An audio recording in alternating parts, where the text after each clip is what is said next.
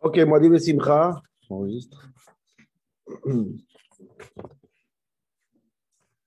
on va essayer d'étudier encore un petit peu aujourd'hui un shiur approfondi sur le sens de Shvi Shel Pesach, Kriyat Yam Souf. Qu'est-ce qui s'est passé là-bas et pourquoi c'est fondamental? Vous allez voir que. Ah, Serge, Shalom Aleichem. Fini par être là. Donc, on va essayer de voir un petit match en profondeur, surtout avec le Maral de Prague. Qu'est-ce qui se passe ici dans ce qu'on va fêter, Bezrat Hashem, Shvi Shel Pesach, c'est-à-dire demain? Alors, on va prendre le Chumash. Alors, tout le monde m'envoie des messages. Ce n'est pas une conférence, c'est un limoud. Voilà, que ce soit clair. Il n'y a pas de conférence ce soir, il y a une étude. Alors, prenez le Chumash, Parashat Beshalach, Perek Yudalet. On va essayer de voir quelques psukim ensemble. On a plus qu'une demi-heure, donc on va prendre le temps pour qu'on comprenne bien ce qui se passe ici. Perek Yudalet, Pasuk Aleph. Vous l'avez, non? Ouais. D'abord, Hashem el Moshe est mort. Donc, le peuple juif est sorti d'Égypte. On va lire les psukim, mais après, on va essayer de rentrer dans la profondeur. Le peuple juif est sorti d'Égypte. Et ensuite, ils ont dit 3 jours. Les 3 jours passent. Et ensuite, il va se passer que Paro, il va venir. Comment ça se passe? Akadosh Baruch Hu dit à Moshe, Daber el bnei Israël veyashuvu veyachanu lifnei pi acherot ben migdol ou ben hayam lifnei baal tsefon ichechot achanu al hayam. C'est un piège en vérité. On fait un piège à Paro. On lui fait faire semblant qu'on est bloqué, on est perdu, pour que lui, il soit encouragé de venir courir derrière le peuple juif pour le ramener en Égypte. Il croit que les peuples juifs sont perdus. Ve'amar Paro livnei Israël. Paro, il va se dire sûrement Nebuchim même ba'aretz agral ba'midbar. Ils sont sûrement perdus, le peuple juif. Donc, il faudra venir le récupérer. Vechizakti et lev Paro. Je rappelle tout ça, c'est qui dit à qui? À Moshe. On lui donne le scénario en avance. Rappelez-vous bien cette idée. Le scénario, il est prêt en avance. Dieu, il dit à Moshe, et par suite à cette erreur de penser que les Juifs se sont trompés, Vechizakti et lev Paro veradaf acharehem veichabda veikabda befaro bechol chelo veyadu mitzrayim ki ani Hashem vayasu ken. Donc, Akadosh Baruch Hu dit à Moshe, et je vais renforcer le cœur de Paro, c'est de tous les renforcements de cœur, le Farshim dit c'est le plus celui-là, c'est vraiment le fatal, comme on dit. Et il va venir, comme ça Dieu raconte à Paro. Qu'est-ce qui va se passer quand il va venir? Ça, il n'y a pas écrit. Il y a marqué, je vais renforcer son cœur. Erchéou, je ne sais pas comment. Mitzrayim vont savoir que Hashem Elokeinu Hashem Echad. Erchéou, ils vont tomber. On ne sait pas comment ils vont tomber. Il ne lui dit pas en avance que la mer va s'ouvrir. Il ne lui dit rien. Il lui dit, voilà, ils vont venir et ça va mal finir pour l'Égypte. Voilà l'information que Moshe il a d'Akadosh Baruch. OK? Ça, c'est clair. Rappelez-vous bien de ce début de psukim. Ouais. Maintenant, quand tu. Hein? Hachem parle de lui en disant il les poursuivra. Ouais. Tu vas faire venir son cœur et il les poursuivra. Ouais. C'est le peuple. Il poursuivra le peuple, il faudra. Radaf acharehem, eux. Vous voyez, à Souken, le peuple juif, effectivement, ils ont fait longtemps. Alors, on continue. Je lis un petit peu vite parce qu'on arrive en match je vais arriver à l'ouverture elle-même. Vayugad le melech Mitzrayim ki barach ha'am. Et Paro, il entend que le peuple s'est sauvé. Effectivement, comme Dieu il a dit, c'est comme ça que ça se fait. Le peuple Paro se réveille et hop, c'est parti. Il a pris ses chars, 600 chars, donc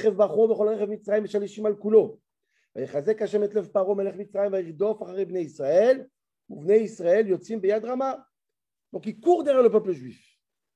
J'avance vite, ce n'est pas essentiel. Et ils arrivent jusqu'aux Juifs. Donc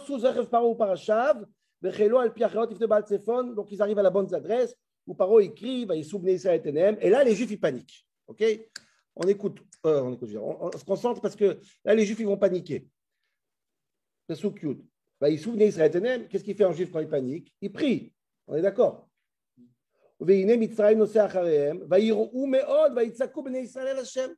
Le peuple il panique, et comme le peuple panique, donc forcément, à qui il prie? Il prie à Kadosh Baruch Hu. Ok? Jusqu'à maintenant, c'est normal. Le scénario, il est comme Dieu, il a promis. Je répète, Dieu il dit à Moshe, ils vont venir. Moshe est au courant, les Juifs ne sont pas au courant, a priori, parce que les Juifs paniquent. Donc les Juifs paniquent, ils disent à Kadosh Baruch Hu, sauve-nous, il y a les Égyptiens derrière. Et Moshe, qu'est-ce qu'il fait Moshe à ce moment-là? Il est au courant du scénario. Ce fait que quand on rentre, le micro.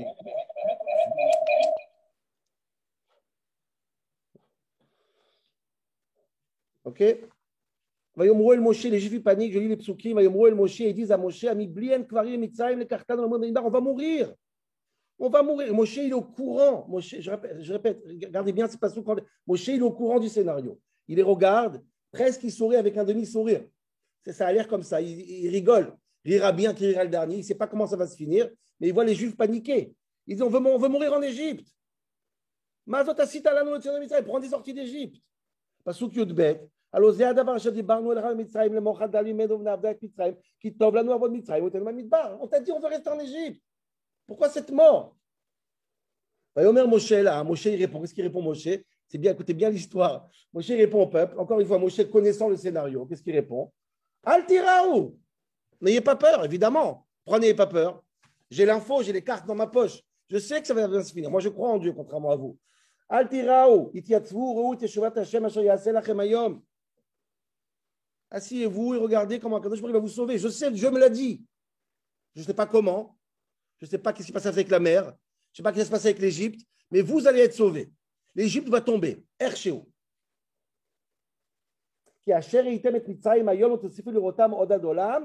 Ce que vous avez vu avec l'Égypte, c'est fini l'Égypte. Ils vont mourir.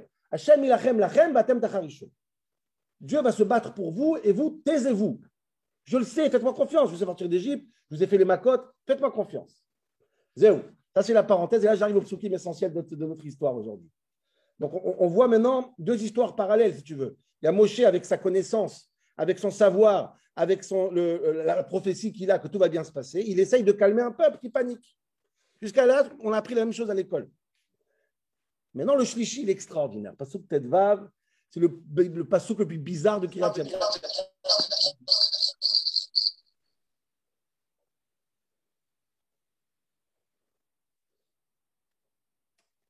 Et il dit comme ça, Yomer Hashem el Moshe, écoutez bien, après cette histoire, Kadosh Baruch Hu dit à Moshe, c'est incroyable. Ma titzak elai, qu'est-ce que tu me cries? Qu'est-ce qu'il a crié? Ma titzak elai, arrête de crier Moshe. D'abord ben Israël, Veïsaou. Dieu dit à Moshe, arrête et toi, tu cries trop fort. Maintenant, je vous rappelle que Moshe, c'est l'homme le plus calme, le plus réservé, qui essaye de calmer un peuple qui panique. Et on lui tombe dessus encore une fois. Je comprends que Moshe, il va finir par craquer. Même ça me tombe dessus. Je ne crie pas, moi. Si je suis Moshe, je dis quoi, Hachem? Allez, l'autre, calme-toi, je n'ai rien dit. Au contraire, je suis avec toi. Je joue avec toi le jeu. Matitsa Kelai. Et tous les Mefarshim ne comprennent pas cette question. C'est complètement. Combien on peut mettre sur le dos de Moshe Rabbeinu? Dai. Il y a un Ibn Ezra ici, entre parenthèses, ne perdez pas le film, c'est un Ibn Ezra chassidique. C'est quoi chassidique? C'est les chassidim qui ont un rabbi. Alors, le Ben Ezra, il est très chassidique. Pourquoi? Nous, on sait chez les chassidim que le rabbi, c'est le nasi du peuple juif. Un nasi ou un kol. Le nasi, le rabbi, c'est tout le peuple. Dis-le Ben Ezra. Quand Dieu il dit à Moshe, arrête de crier, il est en train de dire quoi?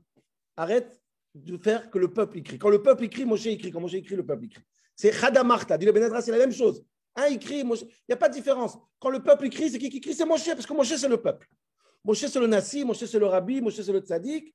Donc, quand tout le monde crie, c'est le tzaddik qui crie. Voilà, comme ça, il est bien ça. Mais vous comprenez que dans le pshat, on a un problème. C'est si on veut regarder comme un enfant. Qu'est-ce qui crie? Quelle remarque on fait à Moshe Rabbeinu? Va'ata, le bon Dieu, il dit Va'ata ramet matecha, unetet yatra layam. Excusez-moi. Je n'ai pas fini. Matitza Kelai, je reviens dans le même passouk parce que ce passouk-là, c'est le plus important. Arrête de crier. Ok, on n'a pas compris. Comment il finit le passouk? Daber el bene Israël, veïsaou. Traduction. Arrête de crier. Il n'a pas crié. Dis au peuple juif, veïsaou, et qu'ils partent. Alors là, c'est très bizarre. On va arriver après. Il y a d'autres questions encore. Mais on a l'impression comme si Dieu. Je t'ai dit déjà, dis-leur. Tu ne m'as pas dit qu'il faut partir. Tu ne m'as pas dit qu'il faut marcher. Tu ne m'as pas dit qu'il faut ouvrir la mer. Tu ne m'as rien dit. Dieu, il dit Dieu au peuple juif et qu'ils avancent. Mais il y a la mer en face. Si tu m'aurais dit en avance, il y aura la mer, elle va s'ouvrir. Je comprends que tu dis à Moshe, arrête de crier, avance. Mais là, je ne sais pas quoi faire, Moshe Rabbeinu, tu ne m'as rien dit. Tu m'as dit une seule chose, l'Égypte va tomber. Et là, on a l'impression que comme si Dieu il dit à Moshe, mais pourquoi tu ne comprends pas tout seul qu'il faut rentrer dans la mer? Je ne comprends pas parce que tu ne m'as pas dit. Je veux bien, mais tu ne m'as pas dit qu'il faut rentrer dans la mer. Tu m'as dit simplement, l'Égypte va mourir. Pourquoi tu me reproches que je ne suis pas rentré dans la mer? Tu ne m'as jamais dit que je vais rentrer dans la mer. Ou à auquel moment Dieu il a dit à Moshe Rabbeinu, tu arriveras devant la mer, marche. C'est un passouk terrible. Pourquoi tu cries et il ne crie pas? Mais pourquoi on avance pas? Parce que tu ne m'as pas dit d'avancer. Tu ne m'as jamais dit d'avancer. Il faut quand même être, excusez-moi, culotté de prendre la décision tout seul d'avancer dans la mer. Peut-être il faut faire une fila et tous les juifs vont mourir. Et Dieu dit non, Moshe, tu dois comprendre tout seul qu'il faut avancer. Si tu ne comprends pas, tu n'as pas compris ton rôle. Et c'est ça que je vais comprendre aujourd'hui. C'est quoi cette évidence? Pourquoi il nous fait taire quand il n'a pas crié? Pourquoi il dit vas-y, ça ou allez, bouge? Comme si c'est tout seul qu'il faut bouger. C'est évident qu'il faut bouger. La place est dans la mer. Pourquoi? Pourquoi, Ribono Shel Olam, pourquoi? Qu'est-ce qu'on veut de Moshe Rabbeinu? Là, il a été vraiment exemplaire. Il a calmé le peuple, il leur a dit Tiatevu Re'u, Teshuat Hashem, il y aura des miracles, calmez-vous, tout va bien se passer. Qu'est-ce qu'on reproche, Ribono Shel Olam, Moshe Rabbeinu?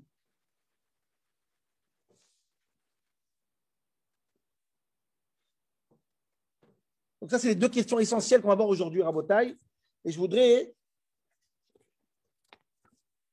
vous dire, avant de poser le reste des questions vraiment sur l'ouverture de la mer ensemble, mettez le roumage de côté 2 secondes, même qu'il y a encore un pasteur que je lui pose une question, mais je vais réfléchir avec vous. Parce qu'aujourd'hui, il faut qu'on réfléchisse un peu sur l'ouverture de la mer. Et quand je dis l'ouverture de la mer, j'ai envie de vous dire que même halachiquement parlant, Shirat Hayam, l'ouverture de la mer, toute l'histoire d'ouverture de la mer est même plus important que quoi? Que la Haggadah et Vigat al-Vincha Bayom Hahu, Pesach. C'est un Magen Avraham et Forash. Il dit comme ça, chaque jour, la halakha, tout le monde sait que la halakha, elle est que tous les jours, il faut dire Srirat Yetziat Mitzrayim, il faut rappeler Yetziat Mitzrayim dans le Kriyat Shema. Maïe, si j'ai oublié, j'ai oublié de rappeler Yetziat Mitzrayim, qu'est-ce que je fais? J'ai oublié. Par contre, j'ai raconté l'histoire de l'ouverture de la mer. J'ai raconté toute l'histoire. Dit le Magen Avraham, si tu as rappelé l'ouverture de la mer, c'est comme si tu as rappelé l'Égypte. Autrement dit, écoutez bien, l'ouverture de la mer, ça englobe tout l'ouverture de la mer, les 10 plaies, l'Égypte, les Shesh Srirot, tout. Shitat Magen Avraham dans la halakha. Donc si j'ai dit, j'ai dit quelques mots il y a dans les Vemuna Kolzot. Là-bas, ça parle de Mitzrayim Galtanu. Et après, il y a marqué, pas marqué, excusez-moi, qu'il a ouvert la mer. Yam Souflaim Bakata, Vezedim Tibata, Vedim Evarta, ce qu'on dit dans Kriyat Shema après. Tu parles d'ouverture de la mer, c'est bon. Donc ça veut dire que tout le Pessah jusqu'aujourd'hui, les premiers jours, le Seder, tout en vérité, se trouve dans quoi? Dans ce qu'on va raconter tout de suite. Donc forcément, c'est fondamental, Kriyat Yam-Souf. C'est fondamental. C'est hyper important. Et il faut comprendre pourquoi c'est même plus important, en quelque sorte, que la Haggadah de Pessah. Quel est un riouf d'Oraïta de dire tous les jours? Les mantis qu'on retient cette ramère et Mitzrayim. Comment, avec l'ouverture de la mer, je rappelle l'obligation halachique de la Torah, de rappeler de sortie d'Égypte? C'est fondamental, Rabotai. Et si vous ne me croyez pas que c'est fondamental, je vais vous dire autre chose. Ce midrash, je l'ai vu aujourd'hui, c'est incroyable. C'est incroyable, ce chose. Comment il s'appelle le peuple juif dans la Torah? Ivrim, les Hébreux. Avraham a Ivri. Et plusieurs fois, on appelle le peuple juif Ivrim. Aïn Bet, Resh Yud Mem. Pourquoi on s'appelle Ivrim? Pourquoi on s'appelle les Hébreux? Alors, toujours, vous savez ce que la Gemara dit, qu'Avraham Avinu s'appelle Avraham a Ivri. Pourquoi? Vous savez, parce que Ou Be'ever Echad, lui, il est d'un côté, et toute l'humanité est de l'autre côté. Mais Ever en hébreu, ça veut dire de l'autre côté. Et j'ai vu un midrash aujourd'hui dans Midrash Rabbah. Incroyable. Pourquoi les Juifs s'appellent Ivrim? Notre identité, c'est quoi? Parce qu'Ivrim, c'est Avrou Yam. Ils ont passé la mer.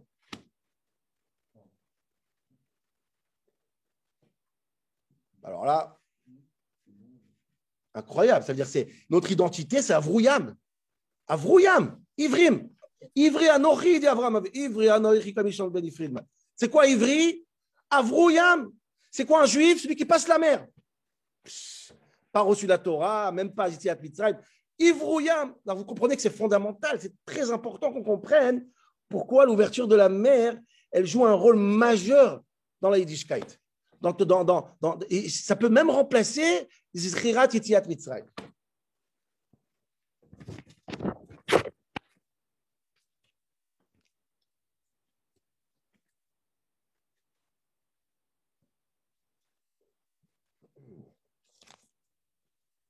OK? Donc, je répète les 3 questions qu'on a jusqu'à maintenant. Pourquoi les Juifs s'appellent ceux qui passent la mer? Pourquoi c'est ça l'identité du peuple juif? Pourquoi Dieu écrit à Moshe, Matitsak est là, il n'a rien dit, le pauvre. Il était silencieux. 3e question, Pourquoi il dit Veïsaou? Allez, avant, je t'ai dit, tu ne m'as jamais dit d'avancer. Pourquoi c'est évident qu'ils doivent avancer dans la mer? Pourquoi c'est évident que la place d'un juif, c'est dans la mer? Là, je comprends, Ivrim, c'est ceux qui passent la mer, mais explique-moi. Pourquoi c'est évident que Veïsaou? C'est inacceptable. Et quatrième question, on n'a pas vu dans le passage, je vais vous dire par cœur, c'est important parce que ça va être éclairé à la fin du shiur. On l'a vu ici il y a 2 jours à Deauville, c'est que quand Dieu il a remis la mer, après que la mer est revenue, qui a noyé les Égyptiens, le passage qui dit, faut que je le retrouve maintenant.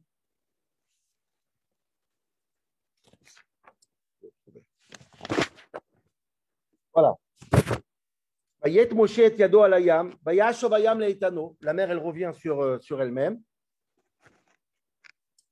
Umitzraim Nassim Likrato. Écoutez bien ces mots. Umitzraim Nassim Likrato. Et les Égyptiens se sont enfuis en direction de la mer. C'est-à-dire, j'ai expliqué cette semaine, la mer à droite, la mer à gauche, qui va noyer l'Égypte. Au lieu que l'Égypte il court tout droit ou derrière, l'Égypte a couru contre la mer. C'est-à-dire, à droite et à gauche, il rentre dans la mer. Le réflexe de l'Égyptien, c'est rentrer dans la mer. Pourquoi? Quand la mer, elle vient, court, rate la vague. Mitzraim Nassim Likrato. Ils rentrent dans la mer. Pourquoi ils rentrent dans la mer? Qu'est-ce qu'ils ont à faire dans la mer? Sauve-toi. Sauve qui peut. OK? Et dernier détail, parce qu'on l'a fait dans Hallel, tout le Chol HaMoed, on l'a fait dans le Hallel. Je voudrais voir avec vous cette histoire. David Amelech, il raconte en Tehillim comment ça s'est passé l'ouverture de la mer. Il raconte avec beaucoup de poésie. Et il dit Ayam Ra'a Vayanos Ayarden Yisov Leachor. La mer, quand elle a vu Moshe Rabbeinu, Vayanos, elle s'est sauvée. Comme ça, David Amelech, il nous raconte l'ouverture de la mer. C'est très beau, c'est magnifique, c'est très. Mais pourquoi elle s'est sauvée? Elle ne s'est pas sauvée. On l'a dit ouvre-toi, elle s'est ouverte. Et encore, elle n'a pas voulu s'ouvrir. Il fallait qu'il vienne jusqu'à là pour s'ouvrir. Une mer qui se sauve, ça aurait dû s'ouvrir beaucoup plus vite. Ça n'a pas l'air que ça s'est sauvé. Pourquoi David Amelech, il a compris que la mer s'est sauvée? C'est pas sauvé. D'ailleurs, il le pose de même la question. Malecha Ayam Kitanus, pourquoi tu te sauves? Qui a dit qu'elle s'est sauvée, la mer? Pourquoi elle s'est sauvée? Quelle est cette métaphore? Qu'est-ce qui se cache derrière cette métaphore? Qui a dit? Peut-être pas, peut-être oui, je ne sais pas. David Amelech, il a décidé comme ça. Shine, pourquoi pas? Pourquoi pas? OK? Donc voilà, j'ai arrêté toutes les questions. Vous comprenez que l'enjeu, il est magnifique sur Kiryat Yam-Souf.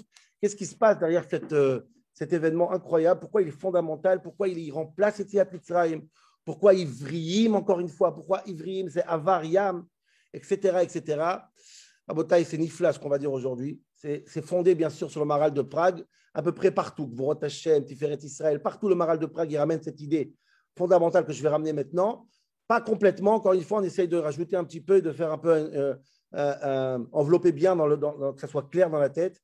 Et je voudrais que je vous ramenais dans une idée philosophique très très forte du Maral de Prague, un peu dans le Moreh Nevuchim du Rambam, il parle un peu aussi de ça. C'est une notion très importante. Elle est fondamentale dans le judaïsme et je pense, mamash, que c'est ce qui s'est passé dans l'ouverture de la mer. C'est vraiment ce qui s'est passé dans l'ouverture de la mer. Et voilà, on va essayer de comprendre tout ça. Ok, on y va.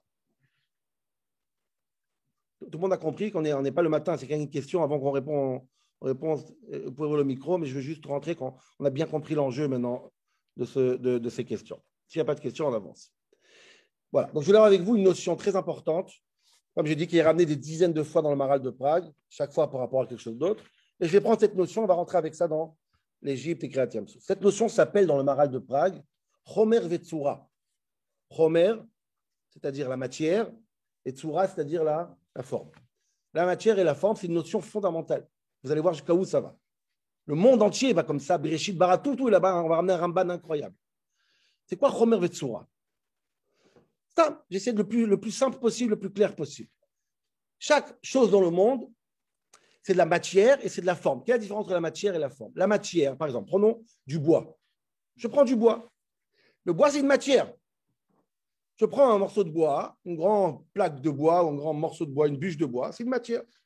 Elle n'a pas encore de forme. C'est quoi la forme? C'est quoi la forme de la matière?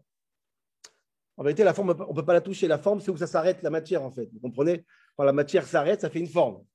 Donc la forme, elle est spirituelle. Je n'arrive pas à la trouver, mais elle arrête. Elle arrête la matière. Et quand la forme s'arrête d'une certaine forme, qu'est-ce que ça passe? Ça fait tsura. C'est quoi tsura? Tsura, c'est donner un sens à la matière. Par exemple, si la matière s'arrête de manière droite avec 4 pieds, donc quel est le sens de cette matière? Une table. Si ça s'arrête plus bas, c'est une chaise. Si c'est plus grand, ça rend Kodesh. Mais la forme, la tsura, la forme, c'est la spiritualité, sans le Yiddishkeit, en général, c'est universel ce que je dis. La forme, c'est donner un sens à une matière. D'ailleurs, réfléchissez bien à ce que je dis maintenant, l'animal qui n'a pas de cerveau, il ne voit pas la différence entre une chaise et une table. Il ne voit pas, lui. Il voit que la matière, l'animal. Il faut être racham, il faut être spirituel et intellectuel pour voir la forme. La forme, c'est quelque chose qui se voit avec le cerveau, pas avec les yeux. La preuve, si un chien, il voit 2 formes différentes, il ne fait pas de différence. Une chaise, une table, un lit, l'homme chané, c'est la même chose. C'est du bois partout. Nous, avec notre cerveau, on peut voir la forme. La forme, c'est la neshama de la matière. C'est le sens, c'est le but, c'est le sens qu'on donne à une matière. Chomer, c'est la matière. Tsura, c'est le sens. Le corps, c'est la même chose. Le corps, c'est chomer. Tsura, c'est la neshama, évidemment. Le sens qu'on donne à un corps. D'ailleurs, il y a un Moré Nevuchim qu'on a pu le ramener il y a quelques mois, peut-être qu'on a commencé les shiurim. Un Moré Nevuchim très connu, enfin pas si connu, mais un peu connu, sur Kelé Amishgal. Le Moré Nevuchim, il fait remarquer que la langue hébraïque, la Shon HaKodesh, on a vu plusieurs fois sur Moré Nevuchim, elle n'a pas à l'intérieur d'elle des mots pour définir la relation intime du couple. Ni la relation intime, ni les membres génitaux. Il n'y a pas en hébreu cette. Pourquoi? Dit le Moré Nevuchim, parce que tout ça, c'est du chomer. C'est-à-dire, je prends un exemple. Si ma bouche, elle bouge, elle peut parler, elle peut manger, elle peut chanter, elle peut faire plein de choses. Le chomer, c'est que la bouche, elle bouge.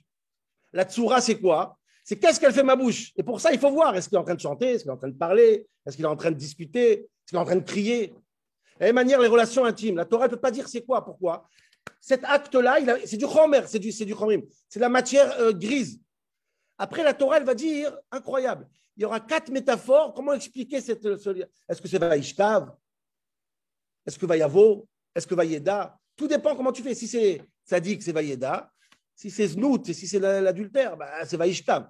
Mais si tu veux, la seule définition que la Torah donne à la relation intime, c'est la forme, ce n'est pas le fond. Le fond, il n'y a pas de nom. Parce que ça ne veut rien dire. C'est de la matière grise. La matière, elle est plate. Elle est vide. Elle n'a pas de sens. Elle n'a pas de but. Elle est concrète. Ce qui donne un sens à la matière, c'est la forme, le sens, les spirituels, le but de la. Vous comprenez ce que je dis ou pas? C'est très important de comprendre. Je vais aller un peu plus loin à votre taille. C'est clair, Nachon? Ouais, c'est clair. D'où on prend ça? On prend ça quand Dieu a créé le monde, ça s'est passé comme ça. Incroyable. Je vous dis ce qu'il dit le Ramban. Et c'est nifla, c'est dans les mots, c'est tellement beau. Rappelez-vous, Chomer et Tsura. Chomer, c'est la matière. C'est comme une pâte à modeler. Pâte à modeler, c'est une matière. Et Tsura, tu fais. On verra tout de suite la pâte à modeler. Ouais. Dis le Ramban comme ça. Écoutez bien. Bereshit, bara, Elohim, et Hashamayim, et Taretz. Comment Dieu il a créé le monde? Rappelez-vous la matière, et le Chomer et la Tsura. Dit le Ramban, le premier Ramban de Bereshit. Veda, sache-le. Ki Hashamayim, vechol asher bahem, Chomer hu. Le ciel, la terre, tout ce qu'il y a dans le monde, c'est quoi? La matière sans forme, sans spirituel, sans but, c'est du chomer. C'est la matière grise, c'est un bloc de bois, un bloc d'eau, ça ne veut rien dire. Hein? Un bloc informe. Ve'aretz v'chol asher ba, chomer aussi.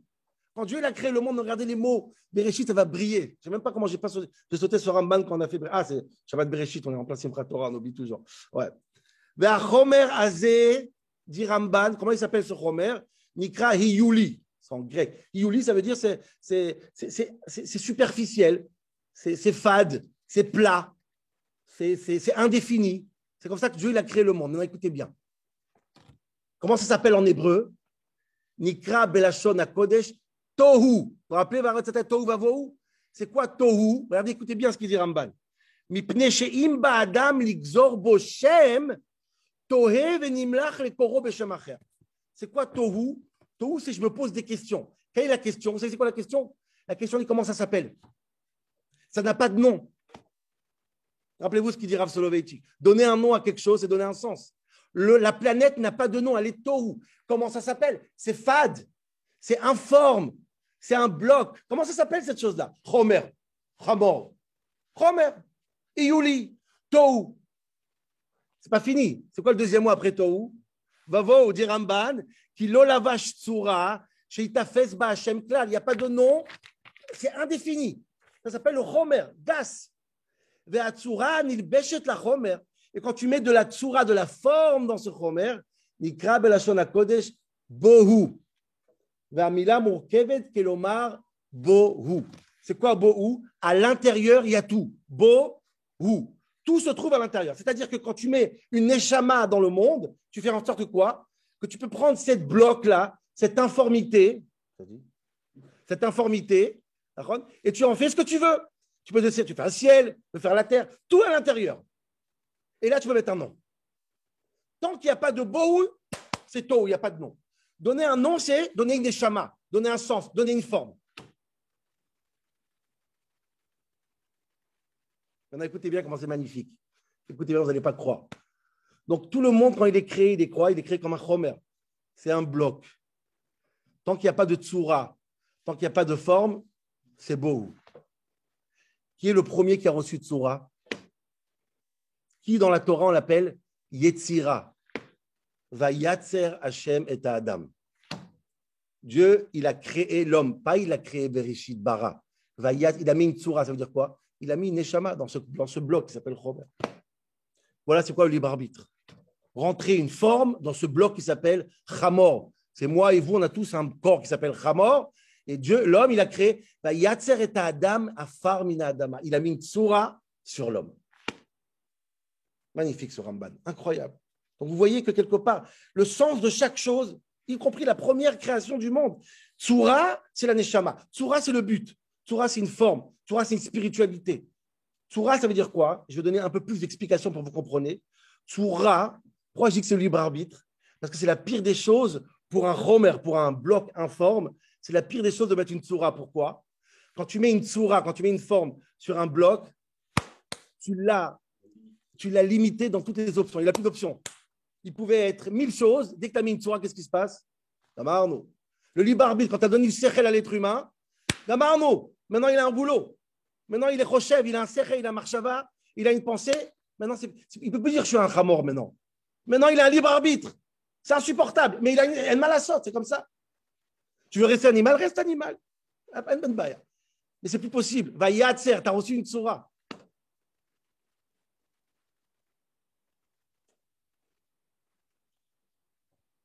Vous avez compris cette idée? Et là, on arrive à l'Égypte. C'est tellement beau. On arrive à l'Égypte. On arrive à l'ouverture de la mer. Chomer vetsura. Si vous comprenez ça, vous comprenez que s'il y a un peuple qui représente le Chomer, le Chamor, c'est qui? C'est l'Égypte. C'est pas moi qui dis, c'est le Midrash. Dit le Midrash, Ve'amitzriim ba'alei znut. Les Égyptiens, ils adoraient l'adultère. C'est quoi l'adultère? Réfléchissez avec moi 2 secondes. C'est quelqu'un qui n'arrive pas à choisir une femme. Il ne veut pas se priver de toutes les options. Chomer, Chamor. Dit le Midrash, Nehemar, Asher Bessar Chamorim Bessaram. L'Égypte, leur chair, c'est la chair de Chamor. Qui est l'animal qui représente ce Chomer? C'est le Chamor. Il n'a pas d'identité, le Chamor. C'est un Chamor. Et l'Égypte, c'est des Chamor. Vous allez voir jusqu'à où ça va. Écoutez bien l'argument parce qu'on arrive au bout. Et l'Égypte, c'est le symbole de Chamor, Chamor, Chamor. Pourquoi? Parce que Paro, il ne voulait pas reconnaître quoi? Lo yadati et Hashem. Paro, il dit, je ne connais pas Dieu. Je suis Chamor. Je voulais laisser toutes les options pour nous. On ne veut pas s'engager dans n'importe quelle direction. Nous, on est Chamor. Et c'est assumé, Rabotai. C'est assumé complètement. Interdit d'interdire. Tout est permis. Chomer, Chomer, Chomer. Chamor, Chamor, Chamor. Je ne me donne pas de Dieu. Lo yadati et Hashem. Je ne veux pas de Dieu en Mitzrayim. Si tu mets Dieu, tu mets de la Tzoura. L'Égypte est foutue. Vous allez voir tout de suite comment. Et Paro, il ne veut pas. Quelle est la preuve que Paro, il ne veut pas? Incroyable. C'est quoi le Dieu de l'Égypte? Et là, on arrive au but de Rabotai. Le Yehor, l'eau, la mer. Et Rabotai, écoutez bien, dit le Maral de Prague. S'il y a s'il y a un produit dans l'humanité, pas un produit, s'il y a une matière, excusez-moi, une matière dans le monde physique. Un élément.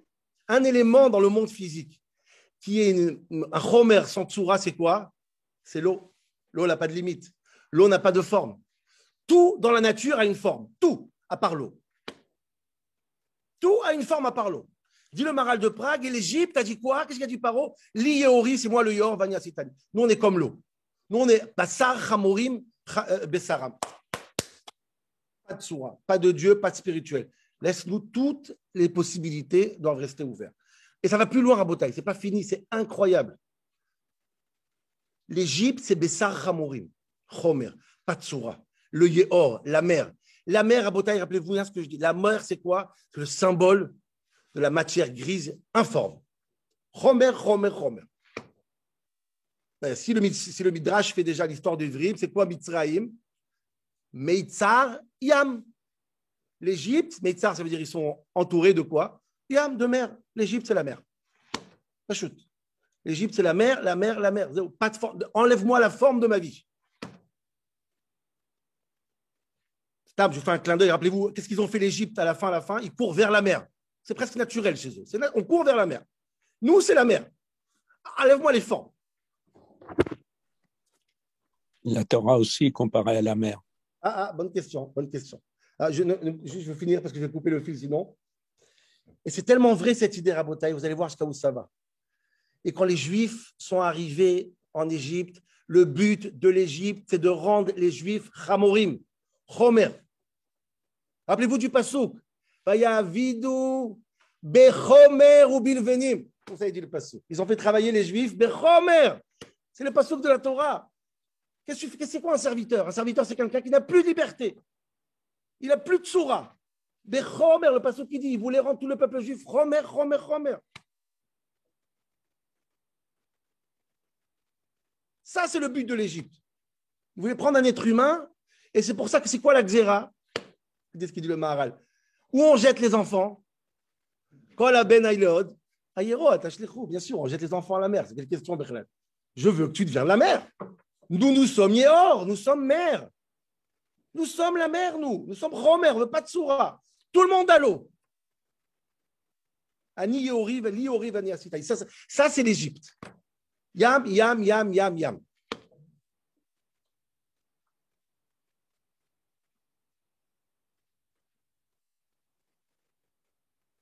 Comment on sort de l'Égypte? Comment on sort de l'Égypte? On ouvre le deuxième Sefer de Sefer Shemot. Comment ça commence Shemot? Et les Shemot Béné Israël. Qu'est-ce qu'on a dit? C'est quoi donner un nom? Qu'est-ce que dire Ramban? Donner un nom, c'est donner une soura. Comme ça, on sort d'Égypte. Avant même qu'on parle de la sortie d'Égypte, on commence Sefer Shemot. Et les Shemot Béné Israël, Baï Mitzraïma. Ces Juifs-là, Yaakov et ses enfants, ils sont venus en Égypte. Pourquoi? Pour donner un nom à l'Égypte. Pour essayer de mettre une soura dans ce Chomer. Mettre un peu de spirituel dans ce peuple de mer. Sans jeu de mots. Mamash, c'est un peuple qui est de Yehor. Ça, c'est les Shemot. C'est le premier mot de Sefer. Tout Sefer Shemot s'appelle Shemot. On a fait 3 shiurim sur ça. Pourquoi Sefer Shemot s'appelle Shemot? Il n'y a presque pas de nom dans Sefer Shemot. Tout, la Géoula, tout, c'est quoi? C'est mettre des noms. D'ailleurs, c'est ce qu'il a fait à Adam Arishon. La première chose quand il est né, c'est quoi? Donner des noms aux animaux. C'est ça, mettre une tsoura. C'est ça qui fait de nous des anti-égyptiens. Et c'est ça que l'Égypte déteste. Un serviteur n'a pas de nom, c'est un numéro. L'enfant, il faut le mettre à la mer. On ne le voit plus. Tout le monde les même. Nigmar, Romer Blitzoura. C'est pas fini, Rabotaï. Qui est-ce qui sait faire ça? Qui est-ce qui sait mettre des noms? Qui est-ce qui sait faire sortir un peuple de l'Égypte? Un monsieur qui s'appelle Moshe Rabbeinu. Pourquoi il s'appelle Moshe, dit le Maharal? C'est quoi Moshe? C'est quoi Moshe? Moshe, c'est le nom qu'il a reçu de Batia. Moshe, il a 7 noms ou 8 noms avant même à sa Brit Mila. Touvia, Od, je sais pas, Avigdor. Il a plein de noms, Moshe Rabbeinu, à sa Brit Mila. Le nom de Moshe, il est arrivé 3 mois après. Pourquoi on a choisi? C'est quoi ce mot Moshe? Dit le Maharal de Prague, faut que je dise le Maharal. Je voulais faire la copie, mais je vais vous le dire. Écoutez bien. Dit le Maharal, Inyano shel Moshe, asher umesulak umusar minamaim. Qu'est-ce qu'elle dit, Batia? Minamaim eshityu. Je l'ai enlevé de l'eau. Qu'est-ce qu'il fait, Moshe? Il enlève les Juifs de l'eau. Il enlève le Juif du Chomer. Ça, c'est Moshe Rabbeinu. Il est allergique à l'eau, Moshe Rabbeinu. Il est allergique à tout ce qui est Chomer. Mais c'est qu'il y a Maim enlaim tsura, dit le Maharal. L'eau n'a pas de forme. Et Moshe Rabbeinu, son nom Moshe, c'est quoi Moshe? C'est lui qui est sorti de l'eau. Minamaï Meshitiuk, c'est incroyable. Ou Ma'alat Moshe Rabbeinu, Ma'alat Atsura. Moshe Rabbeinu, il représente la forme, la Tsura. Les fiches à Nifdal, be Ma'alato, Mina Chomer. Moshe Rabbeinu n'était rien du tout du Chomer. Nous, on est un peu Chomer. Moshe Rabbeinu, dans le du Maharal, Moshe Rabbeinu Aya, dit le Maharal, Tsura Bilvad Bli Chomer. Incroyable. Moshe Rabbeinu était Tsura sans Chomer, 100% spirituel. Vous comprenez comment c'est la chose que l'Égypte déteste le plus? Ce qui représente Moshe Rabbeinu. Vous comprenez la force de Bathia, pourquoi elle est montée entière? Elle a compris ça chez Moshe Rabbeinu. Dès qu'elle a ouvert, celui-là, il déteste la mer. Celui-là, il veut une Tsura, il ne veut pas un Chomer. Tout de suite, il s'appelle Moshe. C'est Sheila Bechlal. Et rappelez-vous, le chiot qu'on a fait, il ne s'appelle pas celui qui a été tiré de la mer, en hébreu qui veut dire machouille. Moshe veut dire c'est celui qui enlève lui-même de la mer. C'est le rôle de Moshe, nous enlever de l'eau, nous donner un peu de neshama, un peu de sens. Le Racha Hirsch qui disait ça. Racha Hirsch, bidiouk. Moshe, pas machouille. Ça, c'est Moshe. Paro, il déteste Moshe Rabbeinu. Il veut le tuer, je ne le supporte pas. Tous les midrashim, les Stégenim, ils ont dit il va mourir dans l'eau. L'obsession égyptienne, c'est l'eau. On ne veut pas sortir de l'eau.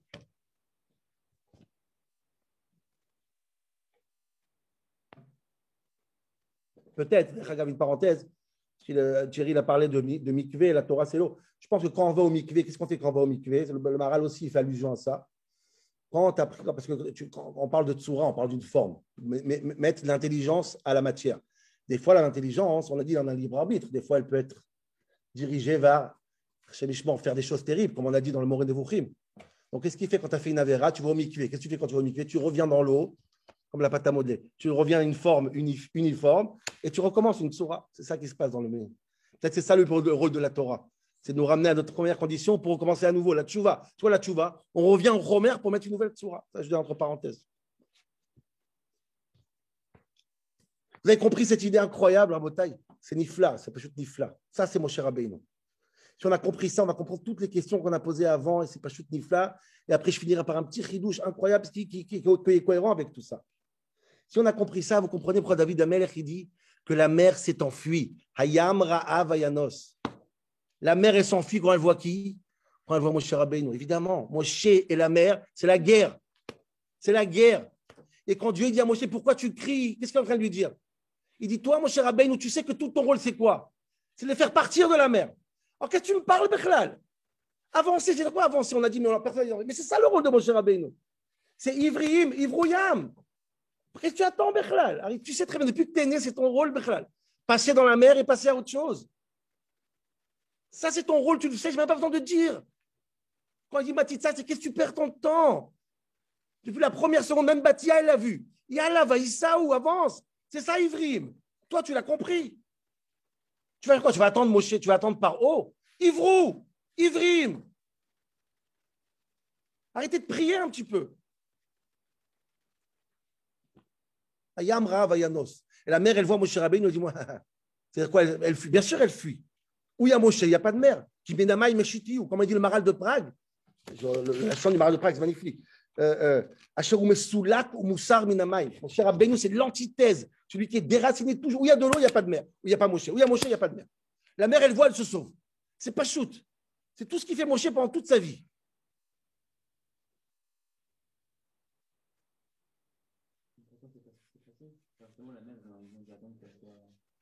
C'est comme ça qu'on combat la mer. Rentrer et la pousser. C'est ça on arrive à la fin. Et vous comprenez maintenant que toute la sortie d'Égypte, en vérité, on a posé la question du Magen Avraham. Quand tu parles d'ouverture de la mer, c'est quoi la sortie d'Égypte? C'est la sortie de Mitzrayim, de Metsariam. On sort de la mer pour arriver en dehors de la mer.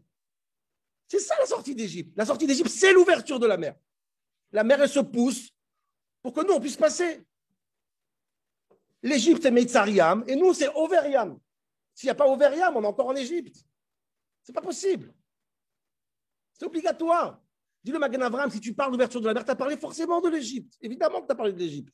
Tu as parlé d'une mer qui s'est ouverte, et d'un Moshe qui l'a fait fuir, et d'un peuple qui est passé. Oh, ça, c'est Yetziat Mitzrayim, Ve'eleshmot, Abayim Mitzrayim. Ça, c'est l'Égypte. C'est même pas deux choses. C'est tellement logique. Ça, c'est le seul rôle que Moshe Rabbeinu a dans sa vie. C'est faire passer les Juifs dans la mer. Ivriim. Et tout ça se finit de manière magnifique. Où va finir l'Égypte? Toubéou Beyam Souf, où l'Égypte va mourir. Elle ne va pas mourir en Égypte, elle ne va pas mourir dans les Makot, ils vont tous mourir dans la mer. C'est tellement logique, c'est tellement évident. Tout le monde finit noyeux. Et quand la mer va venir, qu'est-ce qu'ils vont faire? Ils vont courir dans la mer. C'est pas shoot, c'est pas leur endroit. C'est un suicide voulu, c'est normal, c'est là-bas que je vais être. Je préfère le Chomer, arrêtez avec cette sourate. Je préfère mourir, c'est normal. On lit le passouk normalement.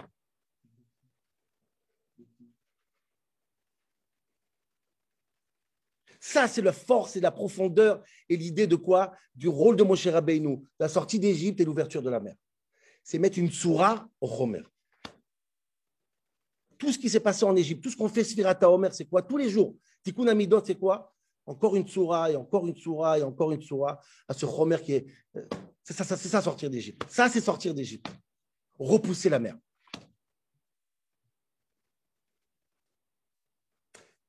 Si c'est vrai tout ça, et j'ai fini avec ça, je pense qu'on peut aller encore un tout petit peu plus profond en 2 minutes. Ce n'est pas seulement que Moshe Rabbeinu nous dit ce qu'il a fait, il pousse la mer pour qu'on passe. C'est beaucoup plus profond que ça. Je pense, Rabotai, et c'est incroyable, c'est que pas seulement que Moshe Rabbeinu a poussé la mer, il a fait quelque chose d'incroyable. Il a rendu la mer avec une soura. En vérité, qu'est-ce qui se passe quand Moshe Rabbeinu il passe? La mer, elle devient Choma. Tout d'un coup, la première fois dans l'histoire, la mer, elle a une forme. Et ça, c'est un exploit incroyable. C'est pas que Moshe Rabbeinu nous sauve de la mer. Il a rendu la mer une soura. C'est le vrai tikkun de l'Égypte. Moshe, Paro, il a dit les Yorivani Asitan, que la mer, la mer, la mer. Moshe, il a dit que pas seulement que je vais sortir les Juifs de la mer, je vais prendre la mer qui n'a pas de tsura, je vais prendre la mer qui est Chomer Hiyuli, comme a dit le Ramban, et je vais en faire une forme. Et ça, si ce n'est pas la cerise sur le gâteau, Rabotai, qu'est-ce que c'est la cerise sur le gâteau? Quel gâteau a une cerise si ça, c'est pas ça? Même la mer, elle a reçu une forme. Incroyable. La maïmlaim choma miminam ou mixmolam. Tout d'un coup, tu vois ça physiquement. La mer, elle a reçu une forme. Il peut dormir tranquillement, mon cher Rabbeinu. Il a fait son rôle. Zéro. Le reste, c'est du bonus. Le reste, c'est du bonus. Voilà, Rabotai. Je vous laisse réfléchir. Il y a encore plein à réfléchir. J'ai voulu juste c'est très beau, mais quand même une petite réflexion. Attends, laissez-moi juste dire au revoir. Merci beaucoup à tout le monde. Ceux qui veulent poser des questions, maintenant, c'est le moment. Je vais juste couper l'enregistrement. On y va, c'est bon. Alors, une petite question. C'est pas Moshe qui a fait le premier pas et qui a ouvert la mer. C'est pas lui. Et pourquoi je parle de ça? Parce que il faut peut-être se rappeler aussi que Moshe a refusé